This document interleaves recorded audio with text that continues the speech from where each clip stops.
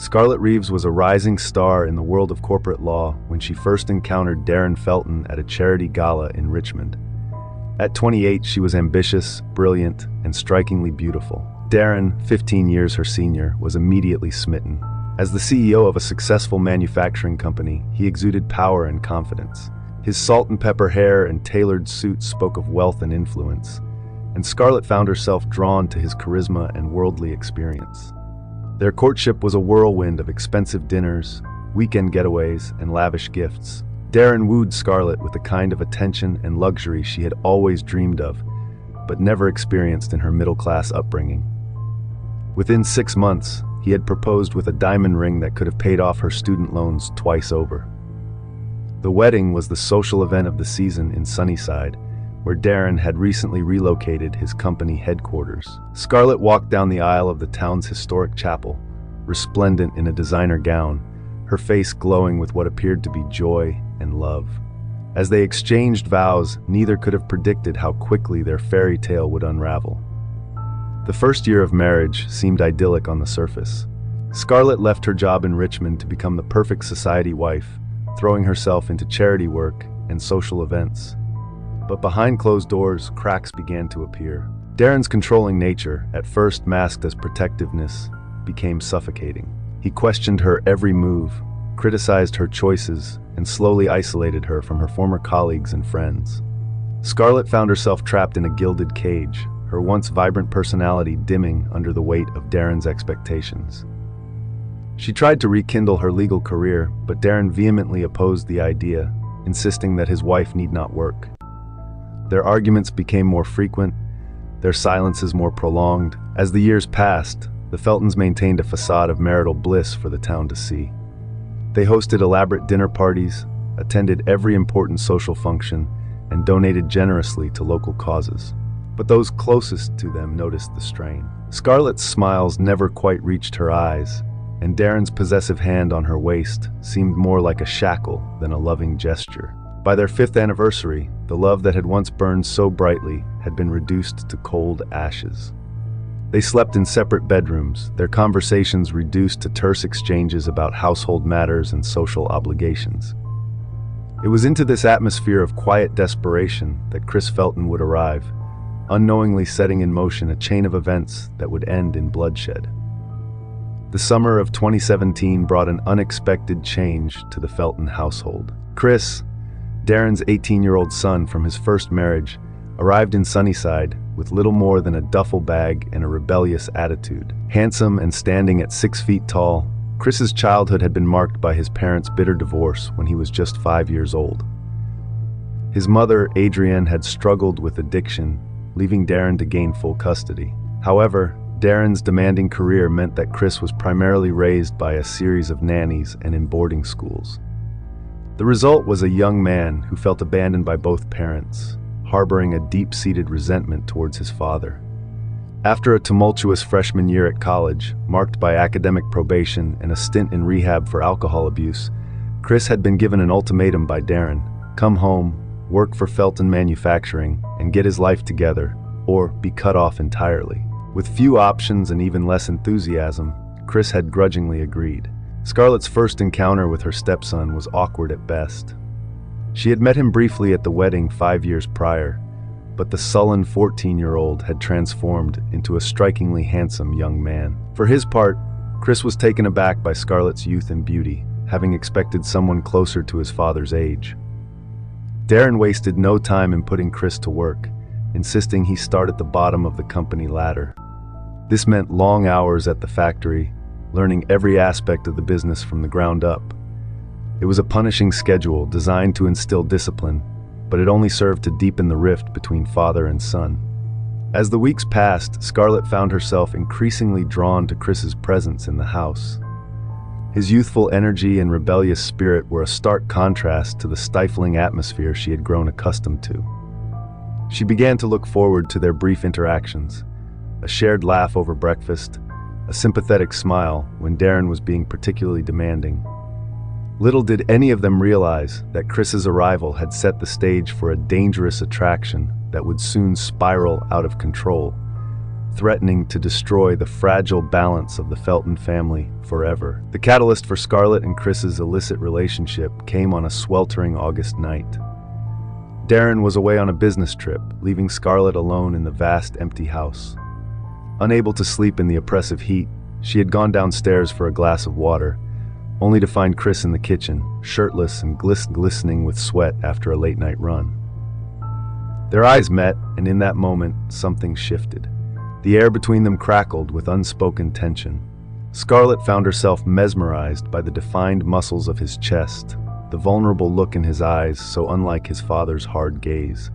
Chris, in turn, was struck by Scarlett's beauty, her silk nightgown clinging to her curves in the humid air. They talked for hours that night, sharing confidences they had never dared voice before. Scarlett spoke of her frustrations with Darren, her feelings of being trapped and unfulfilled. Chris opened up about his troubled relationship with his father, his struggles with addiction, and his dreams of breaking free from the Felton legacy. As dawn broke, they found themselves drawn together, their lips meeting in a kiss that was equal parts passion and desperation. It was a moment of weakness that would have far-reaching consequences. In the days that followed, Scarlett and Chris tried to forget what had happened, to chalk it up to a moment of madness. But the attraction between them had been unleashed, and it proved impossible to ignore. Stolen glances across the dinner table, lingering touches as they passed in the hallway, every interaction was charged with forbidden desire. Their first real tryst occurred 2 weeks later. Darren had fallen asleep early, as he often did after drinking too much scotch. Scarlett slipped out of their bedroom and made her way to the pool house where Chris had taken up residence. Under the cover of darkness, they gave in to their passion, their lovemaking urgent and frantic, both aware of the enormous risk they were taking. As the affair deepened, so did their emotional connection. Scarlett rediscovered parts of herself she thought long buried, her wit, her adventurous spirit, her capacity for joy. Chris, for his part, found in Scarlett the love and acceptance he had always craved. They began to imagine a future together, away from Darren's controlling influence and the suffocating expectations of society. But reality had a way of intruding on their fantasies. The guilt weighed heavily on both of them, particularly Scarlett. She was acutely aware of the betrayal, not just of her marriage vows, but of the trust Darren had placed in her as a stepmother to his son. Chris struggled with his own conflicting emotions, the thrill of the affair warring with his complicated feelings towards his father. Despite the risks, they found it impossible to end their relationship. They began to take greater chances, meeting in secluded spots around town, exchanging passionate emails, and even sneaking away for a weekend trip under the guise of Scarlett visiting an old college friend. As autumn approached, their affair had become all-consuming. Scarlett walked a constant tightrope, playing the role of devoted wife while secretly planning rendezvous with Chris. She knew that what they were doing was dangerous, potentially ruinous for all involved. But in Chris's arms, she felt alive for the first time in years. Neither Scarlett nor Chris could have foreseen the tragic turn their secret passion would take. As they continued to weave their web of lies and stolen moments, the stage was set for a confrontation that would shatter the carefully constructed facade of the Felton family and leave an indelible mark on the town of Sunnyside. As summer faded into fall, Scarlett Felton found herself caught in an increasingly complex web of deceit. By day, she maintained her role as the perfect society wife, attending charity lunches, hosting dinner parties, and standing dutifully by Darren's side at corporate events. But in stolen moments, hidden from the prying eyes of Sunnyside's gossip-hungry residents, she was a woman transformed, alive with passion in the arms of her young lover. The strain of her double life began to take its toll. Scarlett lost weight, her appetite diminished by the constant stress of maintaining her secret. Dark circles appeared under her eyes, poorly concealed by expensive concealers. Jumped at unexpected noises, always fearing discovery. Chris, too, felt the pressure of their clandestine affair. Performance at work suffered as he spent more time thinking about Scarlett than focusing on his tasks. He became withdrawn, avoiding the company of his co-workers and the few friends he had made in town. His nights were spent either in secret rendezvous with Scarlett or lying awake, torn between exhilaration and guilt. Their need for each other grew increasingly reckless. They began to take greater risks, meeting in less discreet locations. Once, they narrowly avoided discovery when Darren unexpectedly returned home early from a business trip, forcing Chris to hide under the bed for hours until he left. Another time, a nosy neighbor nearly caught them in an embrace in the garden. The constant fear of exposure was matched only by the addictive thrill of their forbidden romance. Each close call, rather than serving as a warning, seemed to fuel their passion further. They reveled in the excitement of secret codes, clandestine messages, and the elaborate plans required to steal even a few moments alone. Yet beneath the surface, doubts began to creep in. Scarlett found herself wondering if she was truly in love with Chris or simply infatuated with the idea of escape he represented. Chris, for his part, grappled with conflicting feelings about his father. Despite years of resentment, he couldn't fully shake the guilt of betraying Darren in the most personal way possible. As autumn progressed, the weight of their secret became almost unbearable. Both Scarlett and Chris knew that something had to give. They couldn't continue living this double life indefinitely, but neither was prepared for the violent way their carefully constructed house of cards would come crashing down around them. As October arrived, bringing with it a chill in the air and the first hints of falling leaves, the atmosphere in the Felton household grew increasingly tense. Darren, once content to bury himself in work and scotch, began to take notice of the subtle changes in his wife and son. As the weeks wore on, his suspicions deepened. He noticed Scarlett's sudden interest in her appearance, buying new clothes and spending more time at the salon. Chris, usually sullen and argumentative, had become almost docile, agreeing to work overtime without complaint, and even joining Darren for the occasional drink after work. The turning point came when Darren overheard a snippet of conversation between two of his employees at the factory. They quickly fell silent as he approached, but not before he caught a mention of Chris's name and something about the boss's wife. The seed of doubt once planted began to grow rapidly. Darren's behavior shifted subtly but noticeably. He began to come home from work at unpredictable hours, his eyes narrowed with suspicion as he surveyed the house upon arrival. He asked probing questions about Scarlett's daily activities and Chris's whereabouts, his tone casual but his gaze intense. In town, whispers began to circulate. Sharp-eyed neighbors had noticed Scarlett's car parked near the lake at odd hours, or Chris slipping out of the house late at night. Scarlett and Chris, caught up in the intoxicating rush of their affair, remained oblivious to the growing suspicions around them. They continued their secret meetings, each one a little more daring than the last, convinced that their careful planning and discreet behavior had kept their relationship hidden. But as Halloween approached, bringing with it the promise of masquerades and secrets, the truth was creeping ever closer to the surface. The night of October 30th, 2018, began like any other in the Felton household. Darren had announced over dinner that he would be working late. Scarlett and Chris exchanged subtle glances, their pulses quickening at the prospect of an unexpected opportunity to be alone. As Darren's car pulled out of the driveway, Scarlett felt the familiar mix of excitement and guilt wash over her. She waited a prudent 30 minutes before making her way to the pool house where Chris was waiting. Their passionate embrace was tinged with a sense of desperation, both acutely aware that their time together might be running out. Unknown to them, Darren had not gone to the office. Acting on his growing suspicions, he had driven around the block and parked his car out of sight, then stealthily made his way back to the house. As he crept through the darkened garden, the glow from the pool house windows caught his attention. Moving closer, he heard muffled voices and laughter, sounds that stopped him cold in his tracks. Through a gap in the curtains, Darren saw a scene that shattered his world. Scarlett and Chris were entwined on the small bed, their naked bodies illuminated by candlelight. The intimacy of their embrace left no doubt about the nature of their relationship. For a moment, Darren stood frozen, his mind struggling to process the betrayal unfolding before his eyes. Then a red haze of rage descended. He burst through the pool house door, his sudden appearance causing Scarlett to scream and Chris to leap to his feet. What followed was a blur of violence and shouted accusations.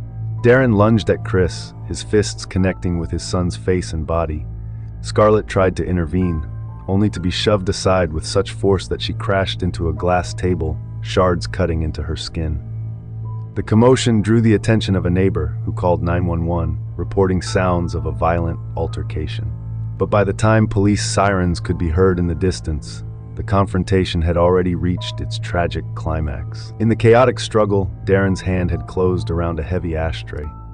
Blinded by rage, he swung it at Chris, the impact producing a sickening crack as it connected with his son's skull. Chris crumpled to the floor, blood pooling rapidly around his head. The sight of Chris's still form seemed to snap Darren out of his frenzy. He staggered backward, the bloody ashtray slipping from his grasp. Scarlett, ignoring her own injuries, rushed to Chris's side, desperately trying to stem the flow of blood. It was at this moment that Darren made a fateful decision. His life as he knew it was over, his marriage a sham, his son gravely injured by his own hand. In a final desperate act, he reached for the handgun he kept hidden in his study. Scarlett, hearing Darren's movements, looked up just in time to see him raise the gun. Her scream was drowned out by 2 deafening shots. Darren's body jerked as the bullets tore through him, and he collapsed to the floor. Seconds later, the first police officers burst into the house, following the trail of destruction to the pool house. They were met with a scene of carnage. Darren dead on the floor, Chris unconscious and critically injured, and Scarlett, covered in blood, cradling Chris's head in her lap. As paramedics rushed in and the house became a flurry of activity, Detective Rowan Thorne arrived on the scene. Looking at the devastation before him, he knew that unraveling the events of this night would be one of the most challenging cases of his career. Little did he know that the truth would be even more complex and heartbreaking than this blood-soaked scene suggested. In the days following the tragedy at the Felton residence, the town was gripped by shock and morbid fascination. Yellow crime scene tape cordoned off the property as a stream of investigators came and went, piecing together the events of that fateful night.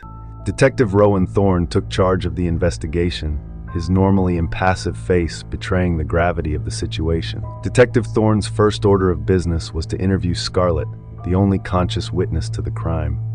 She sat in the sterile interrogation room at the police station, her haunted eyes rimmed with dark circles. Scarlett's account of the night's events was disjointed and emotional. She admitted to the affair with Chris, describing how their relationship had developed over the summer. She recounted Darren's violent reaction upon discovering them together and his subsequent suicide. Throughout her statement, Scarlett's concerns seemed focused primarily on Chris's condition, barely acknowledging her husband's death. Meanwhile, forensic teams combed through the Felton home, collecting evidence to corroborate or contradict Scarlett's story. They discovered a journal in Darren's study, its final entries revealing his growing suspicions and the toll they had taken on his mental state. Emails and text messages retrieved from the family's devices painted a picture of a household fraught with tension and secret communications. Chris, meanwhile, lay in a coma in the ICU of the General Hospital. Doctors were uncertain if he would ever regain consciousness, and if he did, what information he might be able to provide about the night's events. Scarlett spent every possible moment by his bedside, her vigil raising eyebrows among the hospital staff and fueling further gossip in town.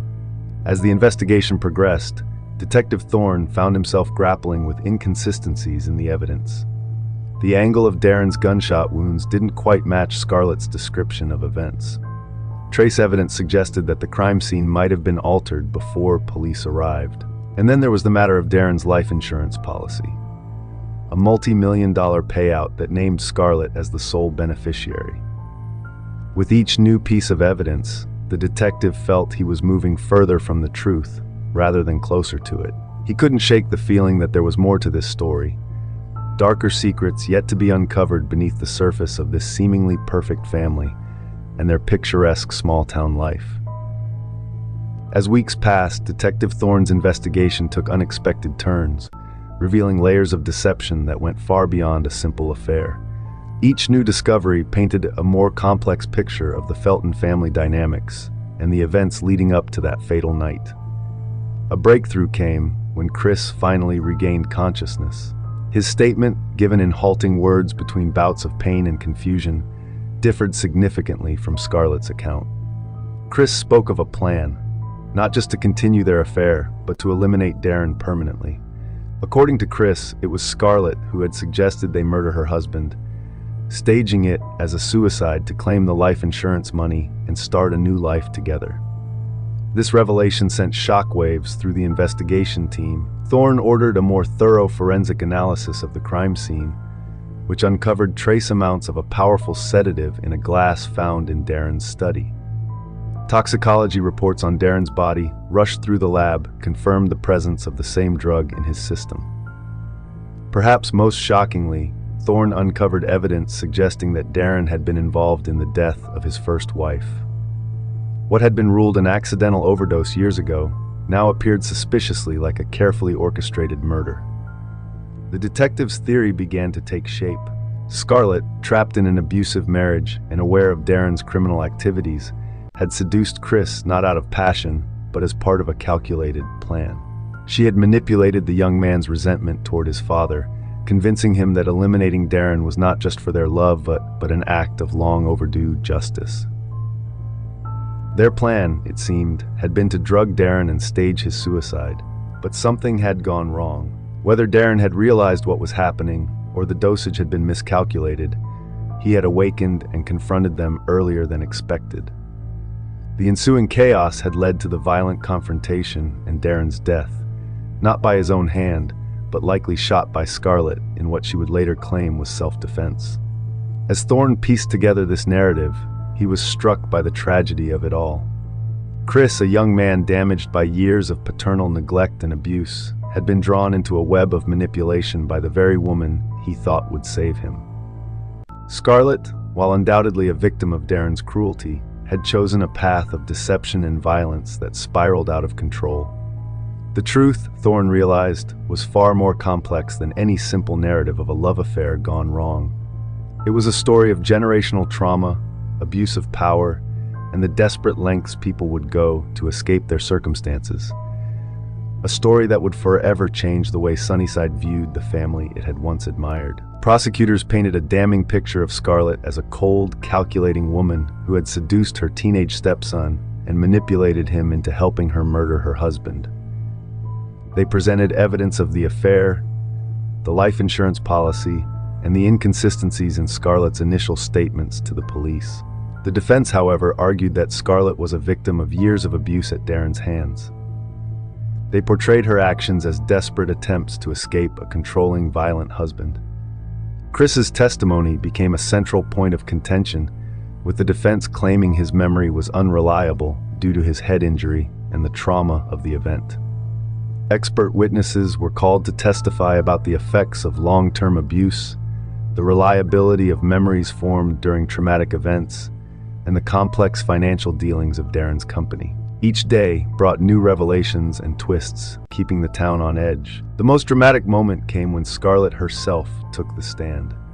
Her testimony was a mix of tearful remorse and steely determination. She admitted to the affair with Chris, but insisted that Darren's death had been unplanned, a result of his violent attack on them.